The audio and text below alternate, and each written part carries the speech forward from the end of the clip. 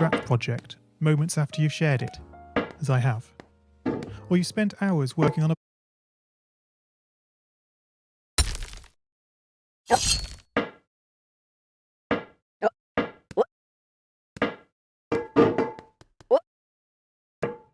There's no feeling more intense than starting over.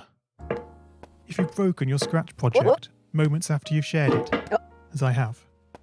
Or you spent hours working on a project only to notice too late that one of your sprites has unexplainably gone missing. If you've made use of that difficult to name thing of thing block within the sensing category, amazingly useful but capable due to a scratch bug of leaving you crying as it dumps all your scripts in one big unordered heap. If you've made real progress coding a game over the course of the week, only to come back the next day to discover you weren't even logged in. Nothing has been saving. Starting over is harder than starting up. If you're not ready for that, like if you've already had a bad day at school, then what you're about to go through may be too much. Feel free to go away and come back. I'll be here. Alright, thanks for coming with me on this trip. I'll understand if you need to take a break at any point. Just find a safe place to stop and remember to pause the game by pressing P. On Scratch you can find loads of remixed or reimagined recreations of existing games, and with good reason. George Bernard Shaw said, "Imitation is not just the sincerest form of flattery, it's the sincerest form of learning." This game is a recreation of a game that came out in 2017, titled Getting Over It with Bennett Foddy. That game in turn was a homage to a free game that came out in 2002. Both games involved dragging yourself, using a hammer, up a mountain assembled from assets and objects sourced from many other games. It seems appropriate then that, when trying to recreate Getting Over It in Scratch, that we should construct our mountain from the same assets used in literally millions of Scratch projects, the unmistakable contents of the Scratch costume library. Unlike Unity or Unreal, Scratch does not provide you with a built-in physics or 3D rendering engine. There's no state-of-the-art debugger, you can't even pause your scripts. We are forced to program old school. Our experience capped at 30 frames per second on a 480 by 360 pixel stage.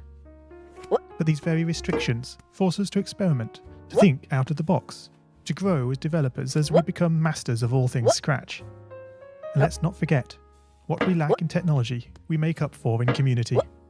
This fantastic bunch of budding software engineers, building, learning, creating, playing, remixing.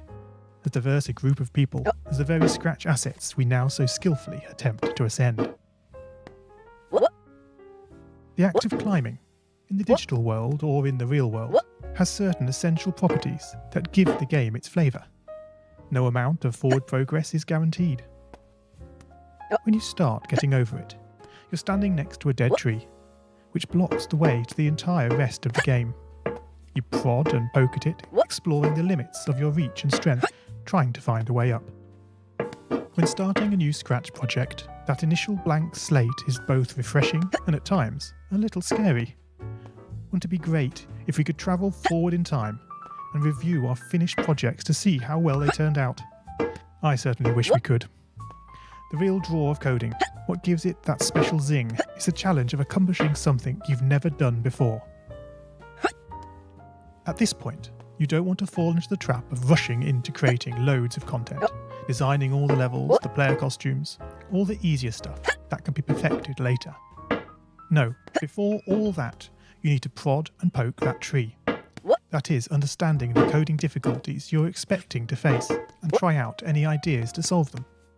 You may not be able to time travel, but at least this way you can get a good idea of how well your project is likely to go, and potentially save yourself a lot of time. This project began life a couple of months ago as 3 simple scripts: the player, hammer, and level. I spent no time on the art, just using ScratchGat and a few rectangles drawn in the sprite editor. The scripts for the player quickly mocked up in a similar fashion to those I teach on my YouTube channel. With the hammer I had to improvise because I'd never done anything quite like that before, and boy did I prod and poke at those scripts. What I had imagined and the results I was achieving were hard to reconcile. The hammer and the player sprites would get stuck in the walls and ground, shake and jiggle and clip up to the top of the screen. Worst of all, when I tried the bread and butter action of lifting the player up upon the hammer, any tiny movement would throw the player into a crazy up and down motion as if bouncing upon a possessed pogo stick. Things don't always turn out as you want them to, and sometimes it's good to take a break.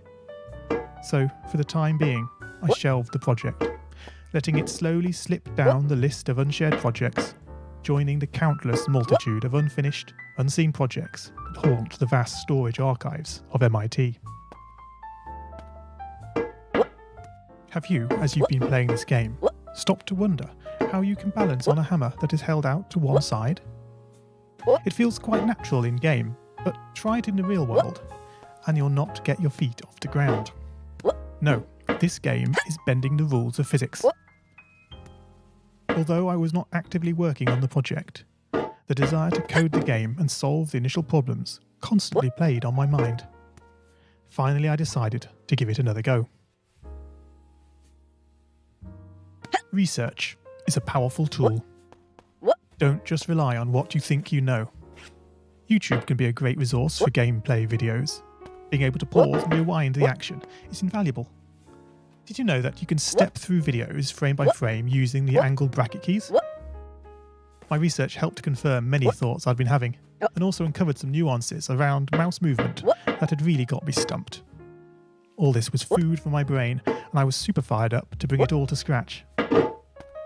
And so, back in Scratch, I completely restructured the player and hammer scripts, bringing the scripts together in a single sprite.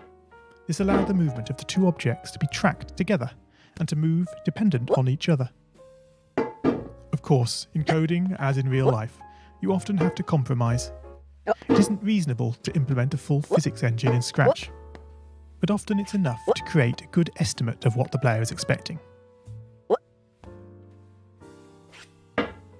1 + 1 is 2. If this wasn't always the case, if sometimes the answer was 3, then we would be in trouble. The addition operator is therefore referred to as deterministic. Similarly in Scratch, if your player sprite reports that it isn't touching the level, then you would expect, assuming the player is not moved relative to the level, that this would continue to be the case. As it turns out, the sensing block in Scratch does not behave like this. It can be non-deterministic. This is down to how Scratch draws its sprites. Their size and shape can change very slightly depending where on the screen they are first visualized. This can easily break a carefully crafted platforming script, resulting in sprites becoming trapped, teleporting to the edge of the screen, or worse of all, your game freezing up. One solution I'm fond of using is to create a short fix-up script that, on detecting an unexpected collision, moves the sprite this way and that in an ordered pattern until it finds a spot close by where the sprite no longer reports as touching the level. This is an important feature in this game. It should go completely unnoticed to the player, but without it the game can go horribly wrong. And now the final climb. I'm sorry to say goodbye, but thanks for playing my game, for giving me the time. Up the tree you go, your struggles end in sight. Up past the star you go, as you drift into the night.